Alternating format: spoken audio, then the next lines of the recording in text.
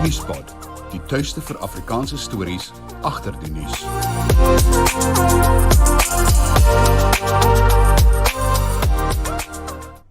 Aan wie laat jy die afhandeling van jou boedel oor? Die afhandeling van jou boedel. Jou afhanklikes se welstand mag letterlik daarvan afhang. Stel 'n spesialis van Eksekuteurs aan. Ons gespesialiseerde boedelberedderingsspan hanteer die hele proses, vanaf begin tot einde. Eksekuteurs bied boonop 'n produk wat alle boedelberedderingskostes dek en die las op jou geliefdes verlig. Vir gratis konsultasie in Afrikaans, SMS jou naam en van na 4469. Goeiedag en baie welkom by Nuus Fokus. Dis Dinsdag 5 Desember. Ek is bewus daarvan dat die beeld so bietjie wasig is. Ons het probleme aan hierdie kant daarmee, net om verskoning te maak daarvoor. Maar in ons nuusbulletin vanmiddag 151 miljoen rand se kokaine op die Durbanse hawe gevind. Die inperkingsgebou by die Koeberg kernkragsentrale is voltooi en die papier- en verpakkingsvervaardiger Sappi het 91,5% behaal by die Hiek-gerief by Saaikormele in KwaZulu-Natal.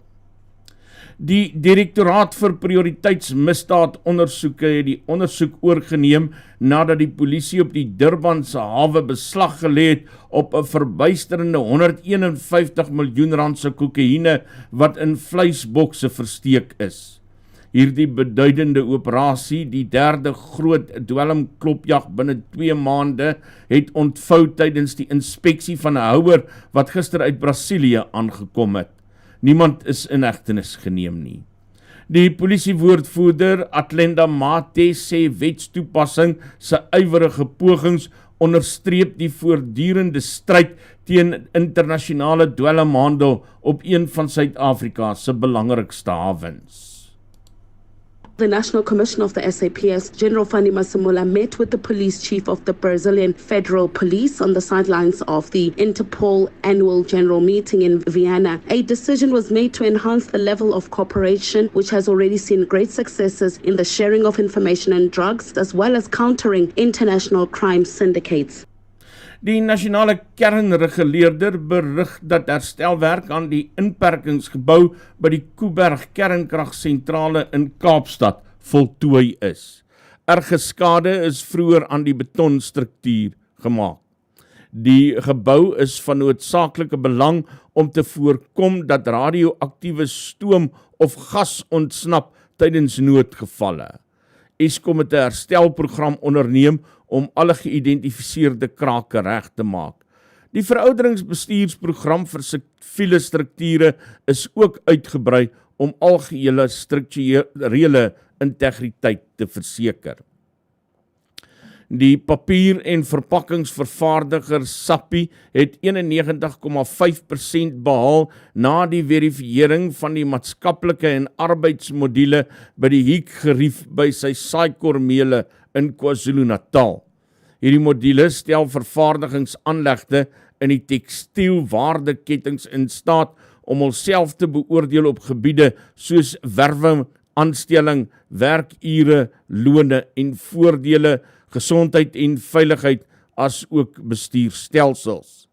Sappi se visiepresident Mohammed Mansour sê die hoë telling weerspieël die toewyding van die maatskappy om 'n hoë vlak van voldoening in menslike hulpbronpraktyke te handhaaf. Die veelparty handvesgroep van Suid-Afrika het berigte ontken dat samesprekings met die gewese voorsitter van First Rand, Roger Jardine, gehou is om die presidentskandidaat te wees.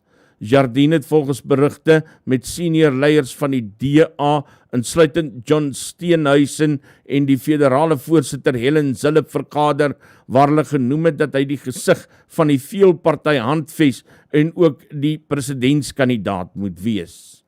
Die handvesgroep sê enige besluit om 'n gesamentlike presidentskandidaat te ondersteun, het sy voor of na volgende jaar se verkiesing, sal gedoen word op grond van meriete en mandaat van die kandidaat. Die DA sê hy die gesondheidsdepartement se versuim ontbloot om jong dokters te plaas vir hulle gemeenskapsdiensjaar, ondanks minister Joe Paslas se bewering dat 2530 dokters in Oktober uitgeplaas is. Die party daag hom uit om persoonlik aanspreeklikheid te aanvaar en tydige hulp vir alle gesondheidsorgpersoneel te verseker. Michelle Clark van die DA vra doeltreffender bestuur van die plasingsprogram en stel samewerking met die privaat sektor voor om die volgehoue gapings in gesondheidsorg personeel kwessies aan te pak. Every year leading up to January and July, many young doctors either get placed too late or not at all, despite jumping through all the hoops. These young professionals are the future of South African healthcare, and the Department of Health needs to ensure that they are assisted on time or considered partnering with private institutions to fill the gaps. Die Weskaapse LER vir onderwys, David Meneer, sê die nasionale senior sertifikaat eksamen het glad en sonder ontwrigting verloop. Meer as 76,000 kandidate het by 469 sentrums geskryf, terwyl 1,878 mense toesig gehou het. Meneer moedig matrieks aan om veilig en verantwoordelik fees te vier, sodat hulle hul uitslae kan vier wanneer dit in Januarie bekend gemaak word. Sportnuus, rugby, Owen Farrell gaan na verwagting fiks wees vir Saracens se eerste wedstryd in die Kampioenebeker die naweek in Pretoria teen die Bulle. Engeland se kaptein het Saterdag se nederlaag teen Northampton in die premierskompetisie misgeloop weens 'n ligte kniebesering. Sy beskikbaarheid behoort Saracens te versterk vir die verwagte taai stryd in die hitte van Loftus Versveld.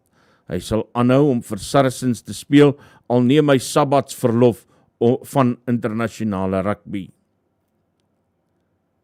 Nog rugby nuus, die Engelse stit Carl Stinkler is oortuig nog spelers gaan die voorbeeld van die nasionale kaptein Owen Farrell volg en vir 'n paar maande sabbatverlof neem van die internasionale spel.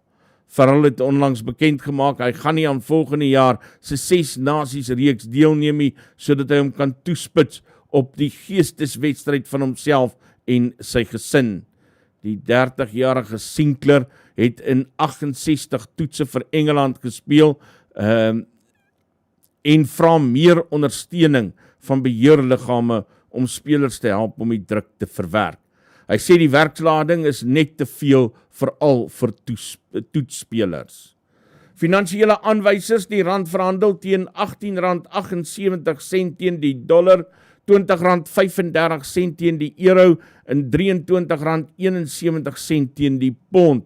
Bitcoin verhandel teen $41,678,21 en die prys van goud is $2,031,24 per fyn ons, terwyl Brent olie op $78,91 per vat verhandel. Om mee af te sluit, die Nobelpryswenner Malala Yousafzai sal vandag die 21ste jaarlikse Nelson Mandela lesing in Johannesburg lewer. Die Nelson Mandela Stichting sê haar lesing sal hoofsaaklik oor die Taliban-stelsel se ingewortelde onderdrukking van vroue en meisies in Afghanistan handel en sal die sigbaarheid verhoog van 'n toenemende poging om die definisie van apartheid uit te brei om geslagsgeweld in te sluit.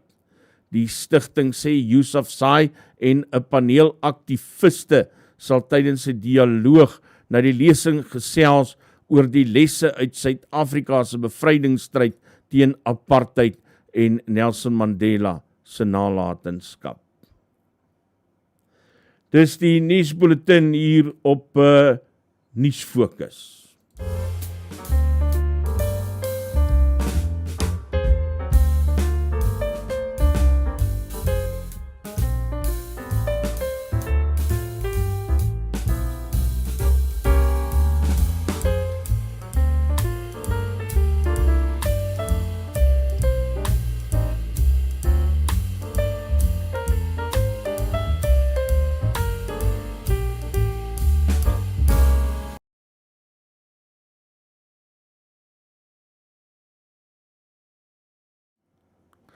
Jy's terug by Nuus Fokus, ons kyk na buitelandse nuus en navorsing het aangedui dat sommige handelaars moes bewus gewees het van Hamas se beplande aanslag op Israel die 7de Oktober. Regsprofessore aan in die Universiteite van Columbia en New York het 'n beduidende en ongewone styging in weddenskappe teen die waarde van Israeliese ondernemings ontdek enkele dae voor die aanvalle. CNN berig die weddenskappe teen die Israeliese beursverhandelde fonds was baie meer as die onderwaardeerde verkope wat plaasgevind het tydens die COVID-19 pandemie, die Midde-Oosterse oorlog van 2014 en 2008 se wêreldwye finansiële krisis.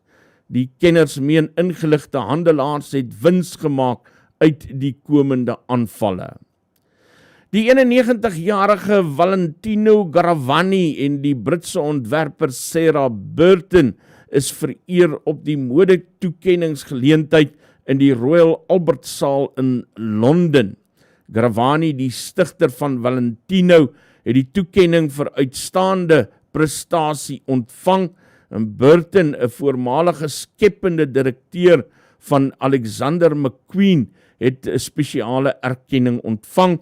Sy die prinses van Wales, Kate Middleton, se trourok ontwerp, en die Noord-Ierse ontwerper Jonathan Anderson is bekroon as ontwerper van die jaar, terwyl die sanger Sam Smith die toekenning vir kulturele vernuwer opgeraap het. Reddingsoperasies op die gevaarlike hange van die Merapi-vulkaan in Indonesië is verskerp, terwyl daar na 10 stappers gesoek word. 13 mense se dood is tot dusver bevestig nadat die vulkaan die naweek uitgebars het. Die Padang soek en reddingsagentskap probeer mense red deur fisies na die top van die vulkaan te loop en die slagoffers af te help, omdat uitbarsting steeds voorkom en sigbaarheid swak is. Indonesië loop dikwels deur onder seismiese en vulkaniese aktiwiteite, omdat dit op die Stille Oseaanse vuurgordel geleë is, waar tektoniese plate teen mekaar bots. Die Withuis het die Kongres gewaarsku dat fondse om Oekraïne te help teen die einde van die jaar uitgeput sal wees, indien nuwe befondsing nie bekon word nie. In 'n brief verklaar die regering dat hy reeds so wat 2,1 miljard rand aan militêre hulp vir Oekraïne bewillig het. Die bestuur en begrotingsdirekteur in die Withuis, Shalanda Young, sê indien meer geld nie beskikbaar gestel word nie, sal dit Oekraïne op die slagveld kniehalter. Sy sê dit sal nie net Kiev se suksesse in gevaar stel nie, maar ook die moontlikheid vergroot dat Rusland militêre oorwinnings behaal. En laastens, die Departement van Internasionale Betrekkinge in samewerking sê 19 Suid-Afrikaanse burgers wat sedert 7 Oktober in die oorlog getuisterde Gaza vasgekeer was, kon na Egipte gaan. Dit volg nadat die Israeliese owerhede toestemming daarvoor gegee het. Die groep bestaan uit 6 mans en 13 vroue, en die departement se woordvoerder Clayson Monjela sê hulle het gister veilig in Kaïro aangekom en is nou op pad terug na Suid-Afrika toe. Hy sê die regering vra steeds vir 'n onmiddellike en permanente wapenstilstand tussen Israel en Hamas. Verkeersboetes behels meer as 'n klein ongerief met minimale gevolge. Jy kan 'n kriminele rekord kry of probleme teekom as jy jou rybewys of motorlisensie hernie, en die metropolisie kan jou by padblokkades lastigval om die boetes te betaal.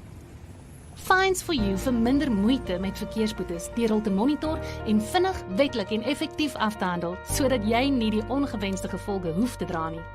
Ons spesialiseer in groot vlote en streef daarna om jou geld te bespaar. Kontak ons gerus op 011 867 7331 of besoek ons webtuiste by www.finesforyou.co.za.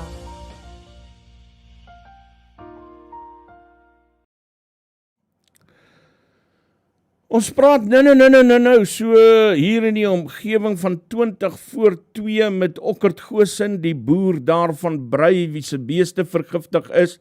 Ek het vroeër 'n onderhoud met hom gedoen, wat ons opgeneem het en nou sal speel.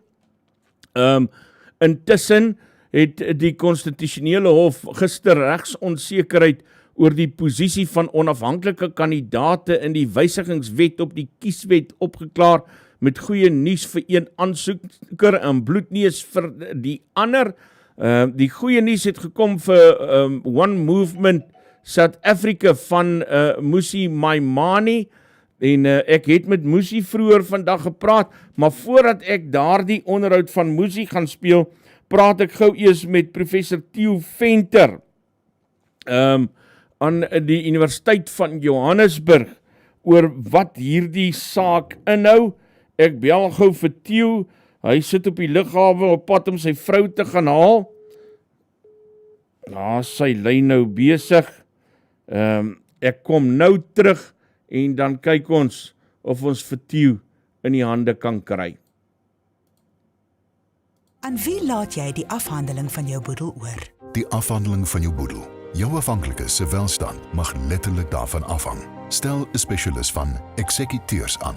Ons gespesialiseerde boedelberedderingsspan hanteer die hele proses, vanaf begin tot einde. Eksekuteurs bied boonop 'n produk wat alle boedelberedderingskostes dek en die las op jou geliefdes verlig.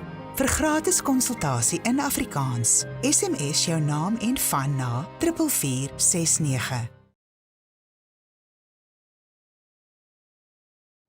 Ek vermoed Theo het 'n oproep gekry terwyl hy vir my oproep sit en wag. Die lyn bly besig op die oomblik.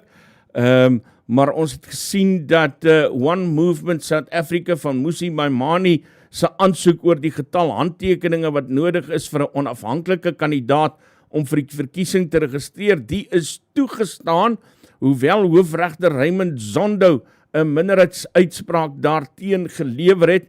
Die onafhanklike kandidaate vereniging se aansoek oor die getal setels in die nasionale vergadering waarvoor onafhanklikes kan staan, dies egter in 'n eenparige uitspraak verwerp. En dit het talle in praktiese implikasies vir ons as kiesers, en daarom dan nou die gesprek met Theo Venter, as ons vir hom net in die hande kan kry. Sy lyn bly nog besig. Ek gaan intussen die onderhoud met Musi Maimane speel. Ek het vir hom gevra presies wat hierdie uitspraak vir hom inhou, vir hom en sy beweging vir onafhanklike kandidaate.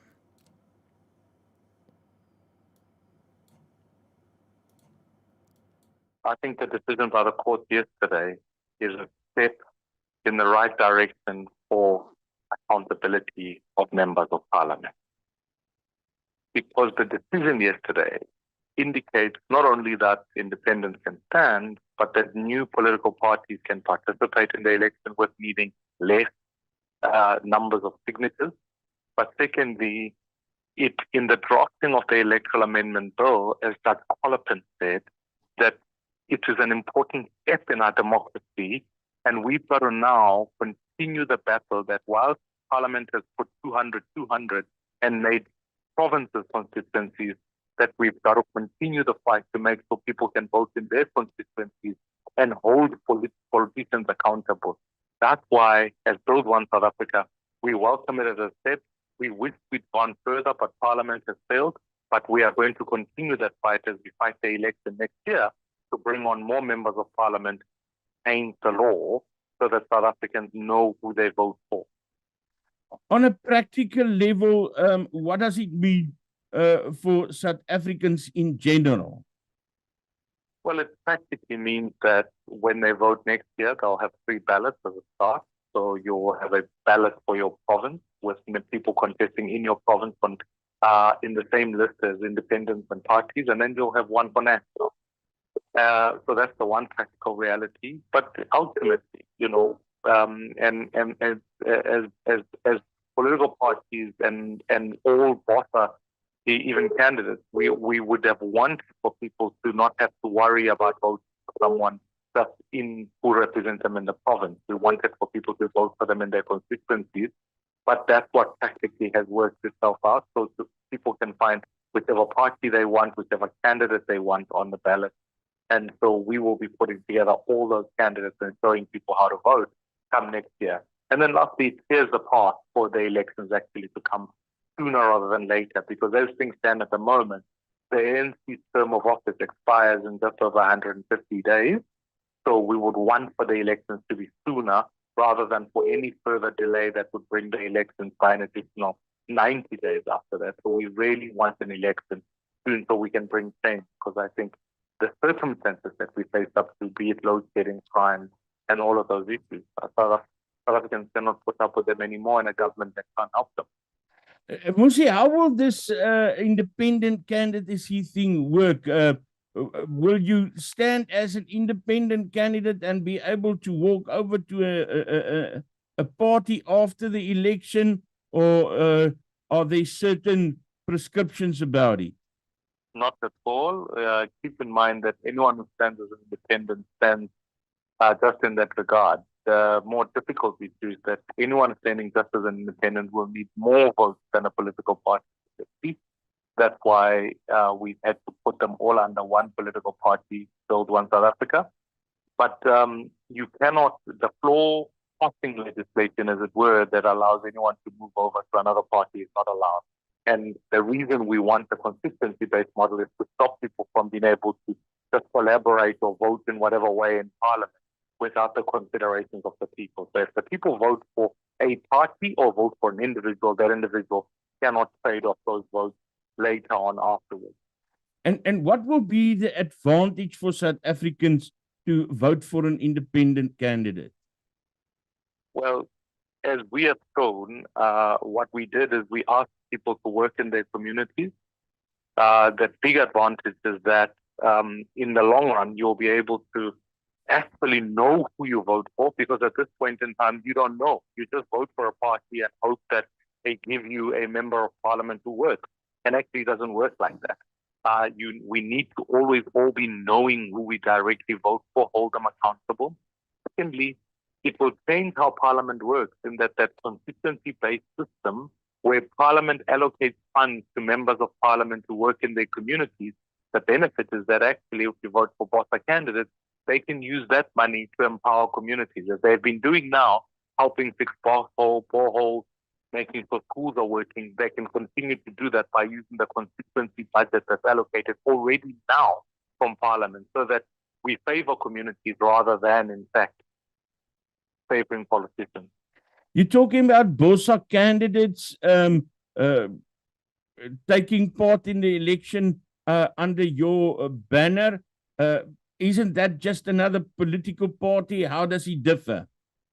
Well, we would have wanted to allow for greater levels of independence, but the law makes it difficult for anyone who wants to stand on their own to get enough votes. So how it differs is the fact that we allow communities to be able to nominate, to give candidates, and ultimately to remove them. So that's a very important distinction that BOSA is bringing on the table, because previously, parties would simply just arrive and say, this is the person you are voting for, even if you don't know them, you've never seen them, they don't even have to live in your community. Now we're saying, let them come from communities, cities, etc., and then you can vote for them to work in those communities. That's a big distinction. And like an Uber, in essence, when you get into an Uber cab, effectively, you would know the driver owns that car and the driver operates that car, but the driver sits under the brand of BOSA is that brand that overarches all of the candidates across the country, but they are owned and work in the communities that they come from. And then just for the purpose of understanding it better, as it is at the moment, smaller parties are battling to uphold all the promises, because they are not able to attend all of the meetings that a party would ideally be attending. How are independent candidates going to do that? No, well, that's why we've put them all under BOSA, so that we can spread the load and share knowledge. That's the first thing.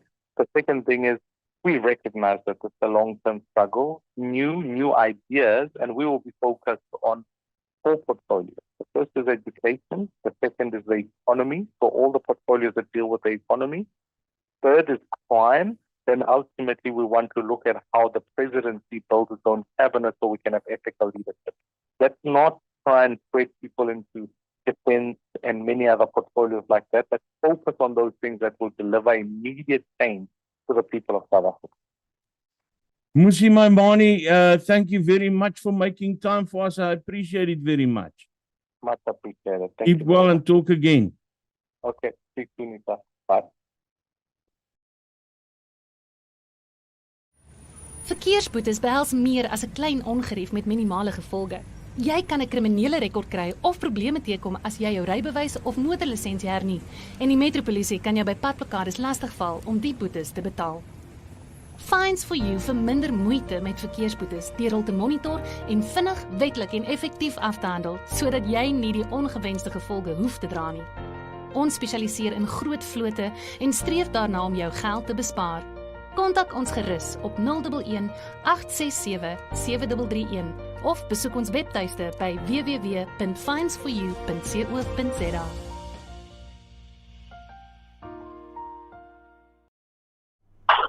Soos ons gehoor het net voor die onderhoud met Musi Maimani het die Konstitusionele Hof Maandag regsonsekerheid oor die posisie van onafhanklike kandidaate in die wysigingswet op die kieswet opgeklaar. Met goeie nuus vir Musi se span, nie sulke goeie nuus vir die ander spanne nie. Om so 'n bietjie lig op hierdie saak te werp, het ek vir professor Theo Venter aan Johannesburg, Universiteit van Johannesburg hier by my op die lyn. Theo, welkom by Nuusfokus. Hallo Isak. Wat presies beteken hierdie uitspraak? Wat beteken dit vir ons as gewone kiesers en hoe gaan die politieke landskap nou lyk? Miskien moet ek net eers 'n eerste opmerking maak. Die Konstitusionele Hof het in die verlede, wanneer hy oor hierdie soort besluite moes besluit, dit op die nippertjie besluit en dan die onafhanklike verkiesingskommissie en vir my en vir jou en almal wat met die verkiesingswerk onder groot druk geplaas. Hierdie keer dink ek het hulle dit hulle besigheid gemaak om dit vinnig afgehandel te kry en ek dink daarvoor behoort hulle 'n bietjie erkenning te kry en dit was goed. Die tweede ding wat ek wil sê is, dit was my intuïtiewe gevoel dat om 'n klomp handtekeninge te kry, tussen 10 en 14.000 handtekeninge vir 'n onafhanklike kandidaat, was 'n onredelike hoë hekkie om oor te kom en ek dink regter Kollepen het dit baie duidelik uitgestipel dat politieke partye en individue as onafhanklike kandidaate moet oor dieselfde kam geskeer word. So dit beteken, dit gaan makliker wees vir onafhanklike kandidaate om aan die verkiesing deel te neem. Die derde ding is, wanneer die 400 lede van die nasionale vergadering saamgestel word, dan word 200 saamgestel uit politieke partye uit en 200 word saamgestel uit die provinsies uit of uit die streke uit. En die meeste politieke partye het ook daardie struktuur in hulle verkiesing en in die aanwysing van kandidate. Met ander woorde, daar is kandidate vir die nasionale vlak en daar's kandidate vir die provinsiale vlak. En dit wou Musi Maimani en die ander onafhanklike organisasies onkonstitusioneel verklaar het. En dit het die regters van die hand gewys. Hulle het gesê, nee wat, daardie stelsel diskrimineer teen niemand en dit kan bly soos dit is. En dan miskien die laaste punt net, die deelname van onafhanklike kandidate aan die verkiesing is natuurlik 'n baie groot onsekere faktor. Ek en jy weet hoe ons al gegis oor klein partytjies, hoeveel stemme kan hulle kry en gaan hulle regtig hondharig maak en hoe werk dit? Nou, daardie onsekerheid neem eintlik toe met die deelname van onafhanklike kandidate en tot nou toe was die standpunt dat as jy nie vir 'n party stem nie of as jy vir 'n klein partytjie stem, is jou stem nie verlore nie, dit word ergens in die groot totaal getel. Maar ek dink wanneer ons kom by individuele kandidate of onafhanklike kandidate, word die stemme nie oorgedra nie. So daar is tog sprake daarvan dat sekere stemme verlore kan gaan in die verkiesing van 2024. Dit aan die een kant, aan die ander kant in die landskap wat besig is om te ontwikkel, gesien in die lig van die veelparty handves en dan die teenreaksie daarop van die reënboogpartye met die koalisiepolitiek lyk vir my nou 'n voldonge feit is vir die toekoms van Suid-Afrika. En ons het gesien hoe onbestendig dit kan wees. Hoeke rol sal sulke onafhanklike kandidate in hierdie onbestendigheid speel? Dis 'n baie goeie vraag. En ek het 'n idee dat wat 'n mens gaan begin sien. Wat ek al reeds hoor, Isak, wanneer die politici praat, veral die politici in die veelparty handves, en in 'n sekere mate ook die reënboog koalisie, begin hulle praat nie van hulle self nie, maar hulle begin praat van as die grootste speler in die koalisie of as 'n dominante speler in die koalisie. So hulle taalgebruik op pad na die verkiesing toe, dink ek het al reeds die aanpassing gemaak vir die noodwendigheid van koalisies. Miskien net 'n soort van 'n kantlyn opmerking, maar jou vraag gaan pertinent oor hoe gaan ons maak met individuele kandidate, en een van die lesse wat ons waarskynlik sal moet leer, is wat doen hulle tans in plaaslike regering, waar daar baie onafhanklike kandidate staan. En dis duidelik dat hulle op plaaslike owerheidsvlak by een of ander caucus inval. Of hulle val in by die regerende caucus as dit die ANC is, of hulle val in by die opposisie caucus as dit die DA is, of wat ook al die geval is. Maar as 'n individuele stem is jou stemkrag baie, baie klein. En individuele kandidate gaan 'n besluit moet neem baie vroeg in die veldtog. Na watter caucus, na watter groep lê hulle belang die grootste? En ek dink dis waar hulle waarde gaan lê, waar hulle van tyd tot tyd selfs die gewig kan swaai van 'n 50% of 'n 51% of 'n 49%. Daar lê hulle krag. So hulle krag lê in 'n groot mate op dieselfde plek as die baie klein partytjies, kom ons noem hulle die mikropartytjies in die parlement, die 2 lidpartye. Gepraat dan nou van die koalisie, kom ons gesels sommer oor so 'n stukkie oor die politieke toekoms van Suid-Afrika in die lig hiervan. Die veelparty handves maak nou al hoe meer nuus deesdae. Hoe lyk dit vir jou as 'n ou na kyk? Is daar al 'n groter gerusheid? Kan mens meer gerus wees oor wat die handves kan bereik, of is dit nog maar baie onseker waters waarop ons onstuimige waters waarop ons vaar? Dis ook die grootste fout wat ons kan maak as ontleeders op hierdie stadium. En ek luister met baie pyn oor na my mede-kollegas, is om te vroeg sekere uitlatings te maak.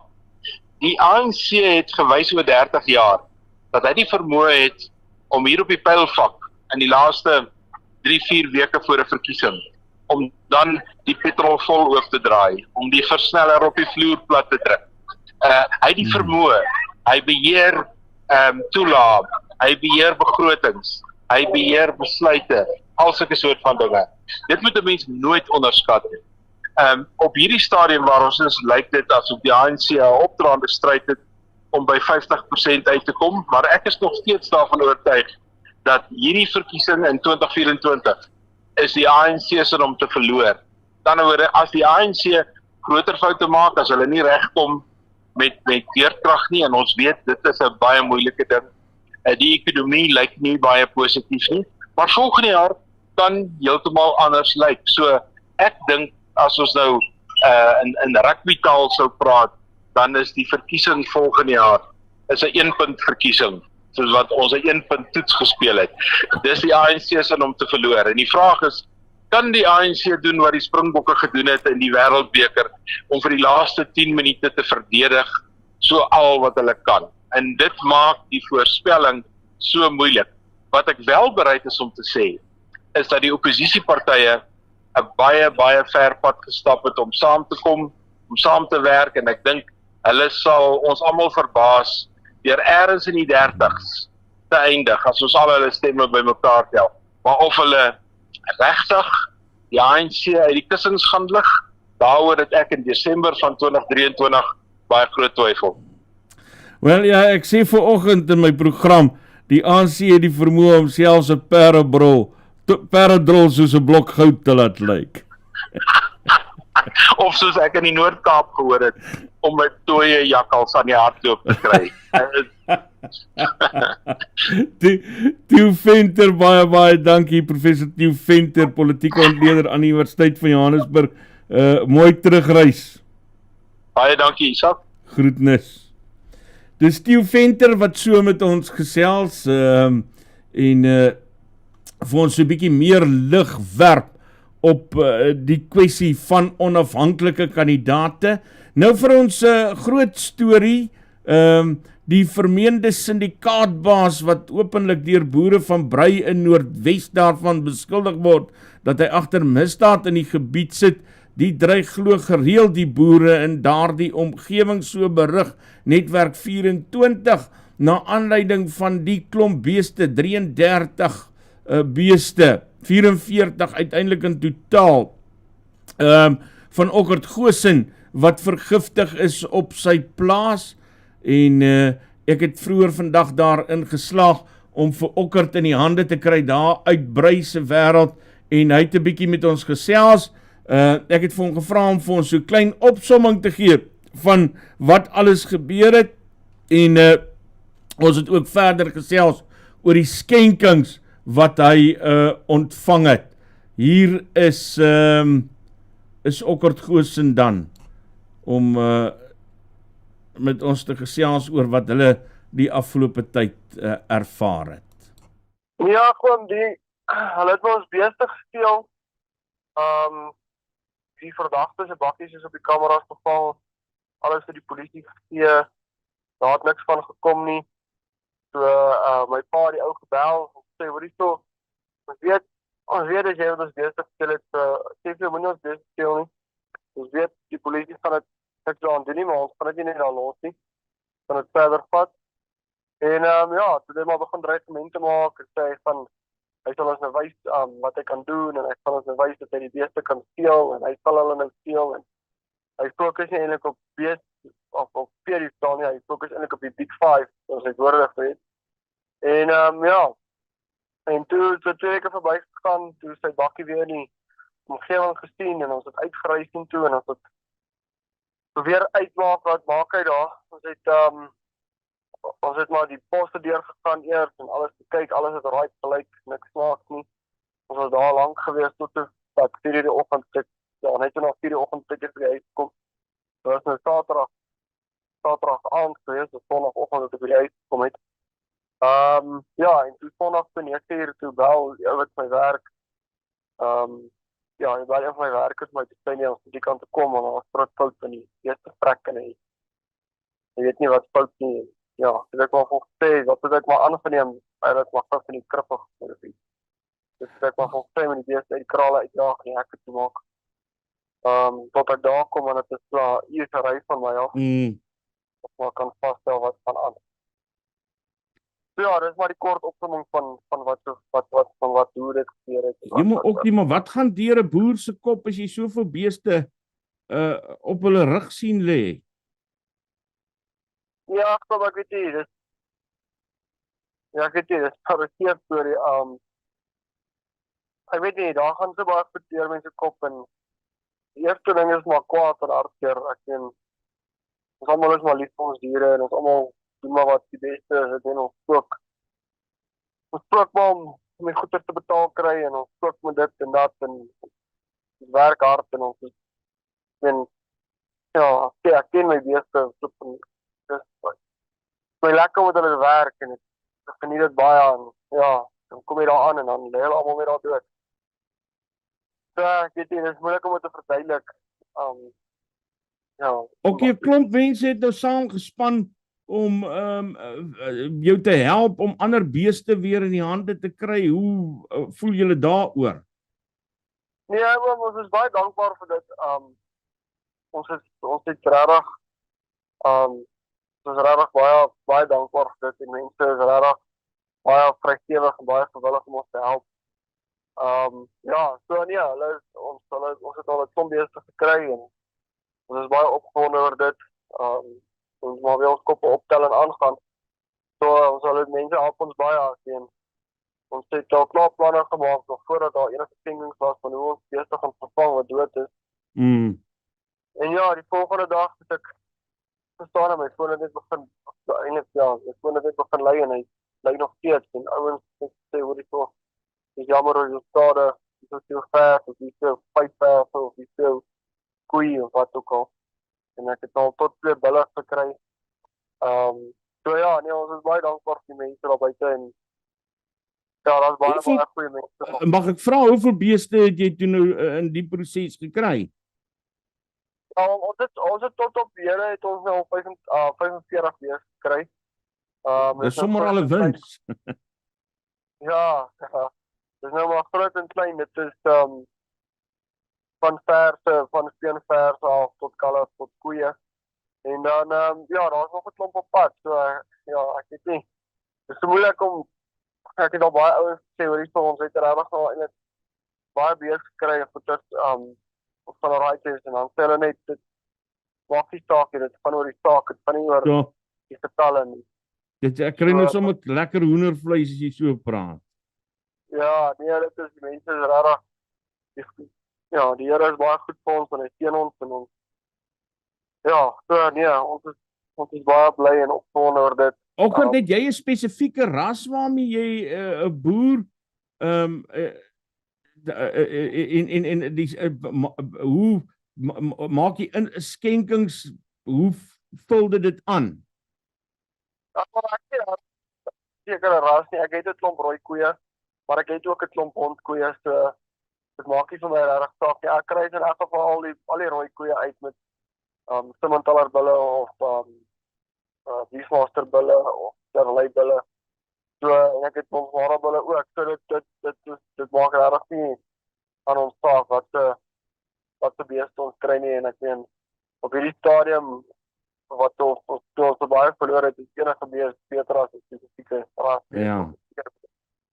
Julle sukkel al baie lank met vee diefstal aan daai kant en dit lyk vir my 'n syndikaat wat vreesheerskappy daar in julle omgewing voer.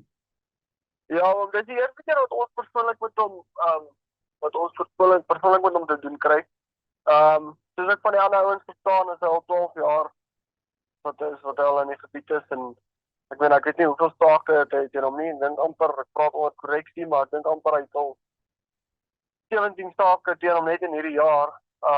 Ja, en daar gebeur net niks met hom nie. So, maar 'n moeilike storie. Ek weet nie regtig hoe om dit te hanteer of ek Is dit 'n kwessie van die polisie wat teen die boere werk of die polisie wat net 'n onvermoë het om hierdie ding te doen? Wat is die probleem aan hulle kant? Die polisie se onvermoë is 'n debatteerbare punt. Gaan jy nou na iemand toe en slaan hom daar in die straat en dan kyk jy hoeveel vermoë het hulle om te werk. Ja, stel hulle jou bees en kyk jy hoeveel onvermoë het hulle om te werk. As 'n woord wat ek sê, ek weet nie of hulle in sy stak is en of hulle bang is vir hom nie, maar daar gebeur net absoluut niks met hom nie. As jy nou iets in 'n werker sou doen, sou die optrede dalk vinniger wees, nê? Nee? Ja, maar nie net 'n werker nie, enige persoon as jy nou as jy nou iets sou doen, dan sal jy sien vinnig dat hulle baie vermoënd en baie goed hulle werk doen, maar ja, sodra die kaarte gedraai is, dan skielik is hulle onvermoë. Is veediefstal landwyd is 'n probleem. Hoe groot tref dit julle aan daai kant van die wêreld? Ek dink hierdie laaste jaar het dit verseker baie hoër as voorheen. Ek dink Ons het hulle het Saterdag aand hulle weer met my pa beeste gespeel. Koeie en kalf, maar op 'n ander plaas in 'n ander gebied. Op 'n stille area, maar net met ek boer op ry, alle boere daar op Terra. So daar het hulle ook weer beeste gespeel. Ek hoor vanoggend by die sekuriteit ouens, hulle het alles vasgemaak by 'n ander ou wat hulle in draad gekry het. Dit is net asof hulle nie ophou nie. Dit is net ek weet nie hoe gaan ons maak of ek weet nie wat ons daarom te doen nie. Ons het nou 'n klomp veiligheidsmaatreëls in plek by onsself, maar die gemeenskap in ons gemeenskap weet ek nie hoe gaan ons dit stop te doen. Maak dit 'n mens moedeloos om te boer?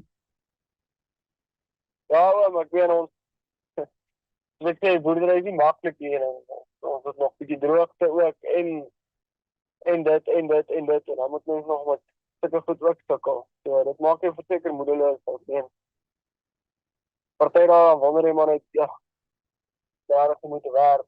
As jy weet beeste te staan en jy werk nie met die goed dan. Dus dit is maar nog goed moeite werk. Jy gaan seker aangaan daarmee tot die eendag moet daar. Ockert, baie dankie dat jy met ons gepraat het. Ek waardeer dit baie en sterkte daar vir jou daai kant. Groetnis.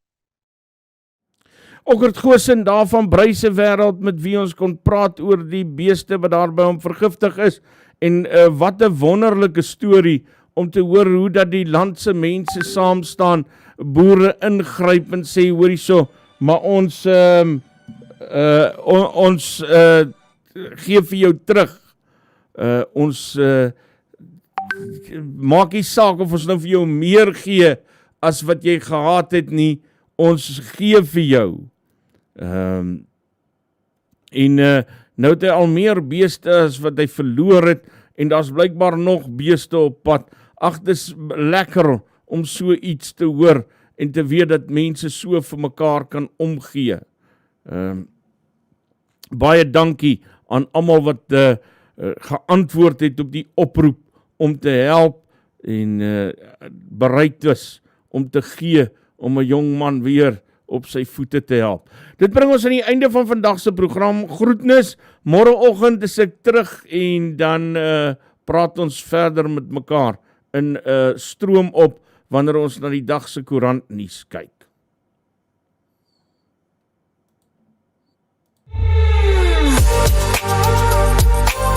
Nuuspod, die tuiste vir Afrikaanse stories agter die nuus.